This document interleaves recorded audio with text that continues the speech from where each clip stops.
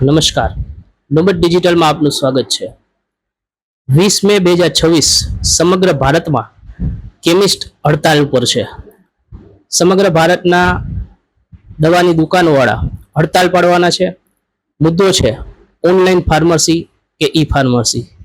જામનગર જિલ્લામાં પણ હડતાલ પાડવાના છે. Jamnagar chemist and druggist association હડતાલમાં જોડાવાનું છે. શહેર જિલ્લાના લગભગ 800 જેટલા કેમિસ્ટ બંધ પાડવાના છે. ત્યારે સમગ્ર મુદ્દો શું છે અને જનતાને કેવી રીતે સ્પર્શે છે, બનાવટી દવાઓ, ભેળસેળવાળી દવાઓ વગેરે બાબતો આપણી સાથે ચર્ચા કરવા માટે છે જામનગર કેમિસ્ટ એન્ડ ડ્રગિસ્ટ એસોસિએશનના પ્રમુખ હિરેનભાઈ સાંગાણી. આવો એમની સાથે વાત કરીએ કે શું છે આખો કાર્યક્રમ, કાલનો જે પ્રતિક હડતાલ છે વિરોધમાં, અને સરકાર પાસે તેમની શું શું સચોટ માંગો છે એને લઈને વાત કરીએ. હિરેનભાઈ, સ્વાગત છે આપનું નોબત ડિજિટલમાં. ખાસ કરીને કાલે જે હડતાલ છે એ વિશે જણાવશો, અને મુખ્ય માંગ શું છે તમારી અને જનતાને કઈ રીતે અસર કરે છે એ વિશે જણાવશો. નમસ્કાર, મારું નામ Hiren Sangani, Jamnagar chemist and druggist એસોસિએશનના પ્રેસિડેન્ટ. અમારે આવતીકાલે 20 તારીખે ઓલ ઇન્ડિયા કેમિસ્ટ એસોસિએશન દ્વારા બંધનું જે એલાન આપેલું છે દવાના હોલસેલ રિટેલ વેપારી, એમાં જામનગરના સિટી અને જિલ્લાના પણ 800થી વધારે વેપારીઓ જોડાયેલા છે. અને અમારી ડિમાન્ડ છે, એ મુખ્ય ડિમાન્ડમાં ઓનલાઈન ગેરકાયદેસર જે ફાર્મસી ચાલે છે એ ઓનલાઈન ગેરકાયદેસર ફાર્મસીને બંધ કરો. બીજા નંબરમાં જે કોઈ 2018માં નોટિફિકેશન આવેલું હતું, નોટિફિકેશન નંબર GSR 817, જે નોટિફિકેશન ઓનલાઈન ફાર્મસીમાં દવાઓ તો વેચાય પણ એ દવાઓના કાયદાનો કોઈ અમલ થતો નથી. એમના માટે એ નોટિફિકેશન, જે ડ્રાફ્ટ નોટિફિકેશન છે એ પણ તમે પરત લ્યો એવી અમારી સરકારને ડિમાન્ડ છે. બીજું સેકન્ડ નોટિફિકેશન છે GSR 220 નંબર, જે 2020માં આવેલ હતું કોરોના ટાઈમે. જે કોરોના કાળ તો હવે પૂરો થઈ ગયો. એ નોટિફિકેશનની હવે કોઈ પણ જાતની જરૂરિયાત નથી. અને એ નોટિફિકેશન જે આ ઓનલાઈન ફાર્મસી છે એના જ અનુસંધાનમાં જે દવાઓ સપ્લાય ક્વિક કોમર્સ મારફત થાય છે, અને એ ક્વિક કોમર્સ મારફત વધારે પડતી દવાઓ ડુપ્લિકેટ સપ્લાય થતી હોય છે, એવું પણ આપણે ઘણું બધું માર્ક કરેલું છે. એટલે અમે એ બંને નોટિફિકેશન, અમારી માંગણી સરકારને એવી છે કે બંને નોટિફિકેશન પાછા ખેંચો.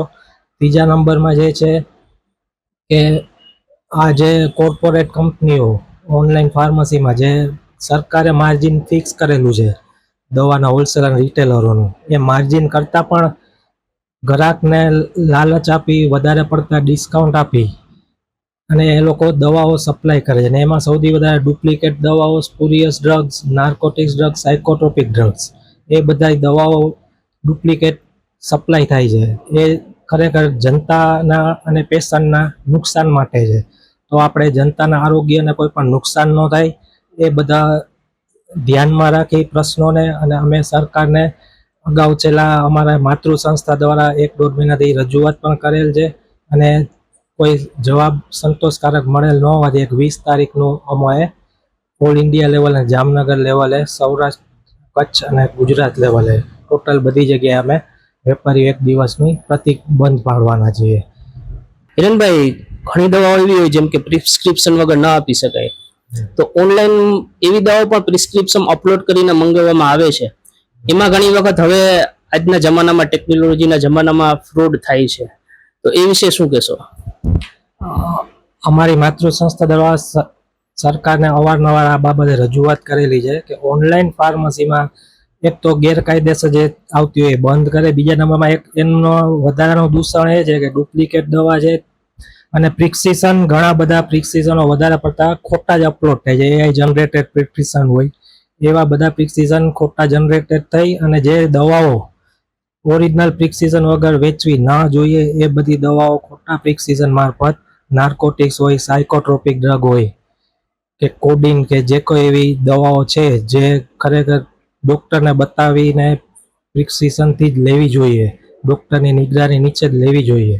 પણ એવી દવાઓ ખોટા પ્રિસ્ક્રિપ્શનથી ત્યાં મળી જતી હોય છે ઓનલાઈન ફાર્મસીમાં. જે કોઈ અમારા મેડિકલ સ્ટોરમાં એક પ્રિસ્ક્રિપ્શન વગર એવી કોઈ દવાઓ વેચાતી જ નથી હોતી. એટલે આ બધી વસ્તુ જે મેઇન આપણે વાત થઈ કે ભાઈ આ 2 GSR નંબર નોટિફિકેશન સરકાર જો પરત લઈ લે તો આ બધા દૂષણો બંધ થઈ જાય અને પબ્લિકને જે ફિઝિકલ સ્ટોરમાંથી જે વ્યવસ્થિત દવાઓ મળતી હોય અને અત્યારે મળે જ છે એવી બધી દવાઓ વ્યવસ્થિત સારી ક્વોલિટીની સારી ગુણવત્તાવાળી મળી રહે. એ જ અમારું એક સરકારને કહેવાનું છે કે ઓનલાઈન ફાર્મસી બાબતે તમે આ GSR બંને રિટર્ન લ્યો, પરત લ્યો. તો કોઈને ઇમરજન્સી પડે તો તમારું કોઈ એવું સેન્ટર ખરું કે તમે કોઈ કંટ્રોલ રૂમ બનાવ્યું હોય અથવા તો કોઈ અમુક ઇમરજન્સી માટે અમુક મેડિકલ સ્ટોર ખુલ્લા રાખવાના હોય, એ અંગે માહિતી આપશો? અમારે મેડિકલ સ્ટોર જે ઇનહાઉસ ફાર્મસી ICU યુનિટ હોય મોટી હોસ્પિટલોમાં બધે, પછી ઇનહાઉસ જે ઇન્ડોર પેશન્ટ હોય એમના માટે અમે એ હોસ્પિટલના મેડિકલ સ્ટોર ઇમરજન્સી સેવાઓ માટે ચાલુ જ રાખેલ છે, જેથી કરીને કોઈ પણ પેશન્ટને કે જાહેર જનતાને ક્યાંય ઇમરજન્સીમાં દવાઓની તકલીફ ન પડે. એ માટે અમે બધા જે કોઈ હોસ્પિટલ છે ICU યુનિટ ને ઇન્ડોર પેશન્ટને એ બધી ચાલુ રહેશે અને ત્યાંથી દવાઓ બધી મળી રહેશે. બીજા નંબરમાં અમારે જામનગર કેમિસ્ટ એન્ડ ડ્રગિસ્ટ એસોસિએશનનો કંટ્રોલ રૂમ જે અમોએ સુમેલ કપ રોડ ઉપર અમારી ઓફિસ રાખેલી છે મિનલ શોપિંગ સેન્ટરમાં. એમાંથી અમે સવારથી સાંજ સુધી જે કાંઈ પણ હશે બધું આવતીકાલે સંચાલન ત્યાંથી કરશું, જેથી કરીને કાંઈ પણ તકલીફ પડે તરત એમનો નિકાલ થઈ શકે. આ હતા જામનગર કેમિસ્ટ એન્ડ ડ્રગિસ્ટ એસોસિએશનના પ્રમુખ હિરેનભાઈ સાંગાણી. ઓનલાઈન ફાર્મસી કે ઈ ફાર્મસી જે દૂષણ છે કે દુષ્પ્રભાવો છે જેનો દુરુપયોગ થઈ રહ્યો છે નશાકારક દવાઓ માટે અથવા તો ડુપ્લિકેટ દવાઓનું વેચાણ કરવા માટે થઈને કંપનીઓ દ્વારા, એના વિરોધમાં સરકાર સમક્ષ માંગ છે. તો એને લઈને જે ભારતભરમાં બંધ છે કેમિસ્ટોનો, એમાં જામનગર શહેર અને જિલ્લાના કેમિસ્ટો પર જોડાવાના છે. એટલે જો દવાઓ તમારે કોઈ લેવાની હોય ખાસ તો આજે લઈ લેજો. ઇમરજન્સી દવાઓ માટે જે મોટી મોટી હોસ્પિટલો છે તેમાં જે ઇન્ડોર મેડિકલ સ્ટોર્સ છે ચાલુ રહેશે અને ઉપરાંત કંટ્રોલ રૂમ પણ ચાલુ રહેશે એસોસિએશનનો સુમેર ક્લબ રોડ પર મિનલ કોમ્પ્લેક્સમાં. તો એમનો પણ સંપર્ક સાધી શકો છો. ફરી મળીશું. જય હિન્દ, જય હાલાલ. સચોટ સમાચારો સૌથી ઝડપી મેળવવા માટે અમારી ચેનલને સબસ્ક્રાઇબ કરો.